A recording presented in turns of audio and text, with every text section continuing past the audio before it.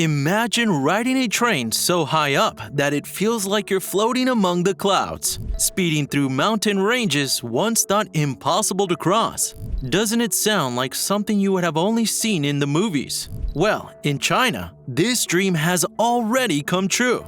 Engineers there have built railways that climb to extreme altitudes, navigating mountains and harsh terrains like no one thought possible. These railways are not just a marvel of modern engineering, they're a symbol of human determination and innovation. But why did China decide to build railways in such challenging places? And what problems did they face along the way? And how did they solve them? Let's uncover the incredible story of China's impossible railways and how they engineered the unthinkable with their sky-high trains. China is a country filled with stunning landscapes, from the towering Himalayas to the rugged Tungala Mountains. While these natural wonders are beautiful, they also create barriers. The western regions of China have long been isolated because of these mountains, making it difficult to transport goods, connect people, or even grow local economies. But these remote regions are rich in resources, culture, and history. So, the Chinese government set out on an ambitious mission to build a railway system that could bring these areas closer to the rest of the country. The solution? High-altitude railways, like the famous Qinghai-Tibet Railway, the world's highest railway. This railway is nicknamed the SkyTrain because it reaches heights over 16,400 feet above sea level. This railway is the connection between the remote Tibetan plateau to China's larger cities. The idea was that it would boost trade, tourism, and cultural exchange. Fun fact: construction to electrify the Qinghai-Tibet Railway started in 2022 and is expected to be completed in 2025 at a cost of over $2 billion.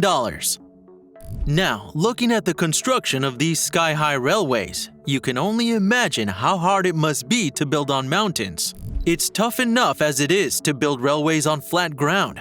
The types of challenges engineers had to overcome included things like freezing ground, low oxygen levels, and harsh weather, all while protecting the environment.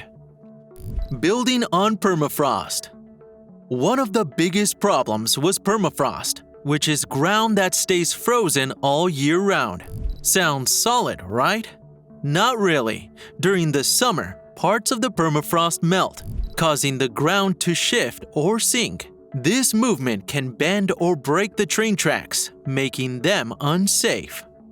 So, to fix this, engineers used something called thermosiphons. These systems were made up of special pipes filled with liquid that keep the ground cool by sucking out heat.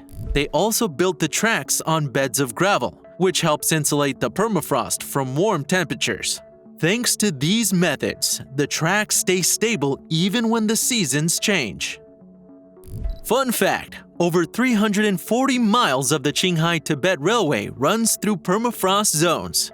That's more than the distance from New York City to Washington, D.C. Surviving at high altitudes. At heights above 13,000 feet, the air becomes thin, having about 40% less oxygen than at sea level. This made it hard for workers to breathe, causing something called altitude sickness, which can make people dizzy, tired, or even sick. So, to keep workers safe, engineers built camps with extra oxygen, where they could rest and get used to the height and reduced oxygen in the air. Workers were also rotated every few weeks to reduce health risks. Fast forward to operating in the harsh weather today. The trains also have pressurized cabins, like airplanes, to make the journey comfortable for passengers and protect the train's equipment from breaking down in low oxygen environments. They even have oxygen supply systems for their passengers to keep them comfortable at these high altitudes. Battling harsh weather. High-altitude weather is no joke. In winter, temperatures can drop as low as -22 degrees Fahrenheit. These extreme cold temperatures can damage train tracks and engines. So, engineers used weather-resistant steel, which doesn't crack or bend in freezing temperatures. And to keep passengers warm, the trains are fitted with double-layered windows and heaters.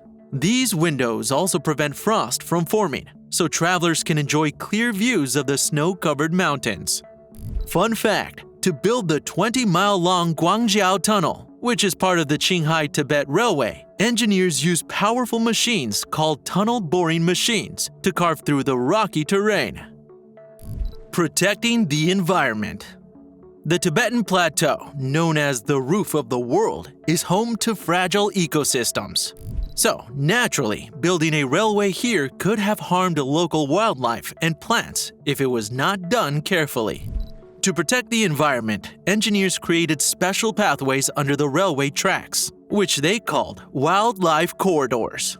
This gave animals like Tibetan antelopes a way to pass freely even after the train was built. And in areas with sensitive plants, the tracks were built on raised platforms, so sunlight could still reach the ground. Operating in remote, intense terrain. The terrain that the trains navigate aren't just high above the ground, they are also very steep when they are traveling through the mountains. So, to help keep the trains under control, they were designed with special brakes to safely descend these steep mountain slopes. Also, even though the railways go through remote stretches of land, engineers added advanced signaling systems to the trains. These systems were designed to keep trains running smoothly, even in these remote areas where phone signals are weak. So, why did China go through all this trouble to build these mega sky-high trains? Well, for one, it definitely helps to boost the economy. The Qinghai-Tibet Railway has made it easier to transport goods like Tibetan barley and yak wool to major cities, lowering shipping costs. It's also brought millions of tourists to Tibet, creating jobs in hotels, restaurants, and souvenir shops.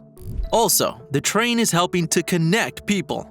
Before the railway, traveling from Beijing to Lhasa could take over 50 hours by bus. Now, the train cuts that time almost in half, making it easier for people to visit family, study, or get medical care. It's also allowed people from cities to explore Tibet's unique culture and landscapes, bringing communities closer together. Fun fact: the train journey to Tibet offers some of the most breathtaking views in the world, including snow-capped peaks, vast grasslands, and shimmering lakes. Now, even though it sounds like this project was full of positives and success, the work to get there was a long road. China didn't just build these railways overnight. Engineers studied other railways like the trans-Siberian Railway in Russia to learn how to build in cold climates. They also practiced their skills on smaller mountain railways in southwestern China and learned from it. And now, looking forward, these railways still continue to face challenges. The tracks must be inspected super often to look for damage caused by landslides, frost, or shifting permafrost. These imperfections are expensive and require highly skilled teams. But they are important to continue doing so that they can ensure the safety of the operations.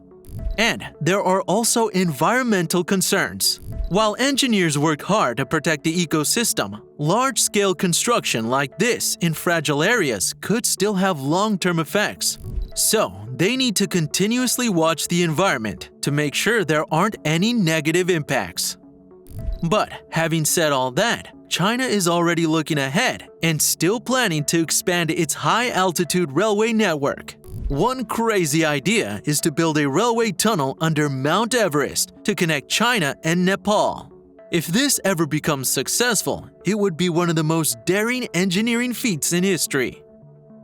Fun fact: the proposed China-Nepal Railway could include a 70-kilometer tunnel, which would set a world record for the longest tunnel at high altitudes.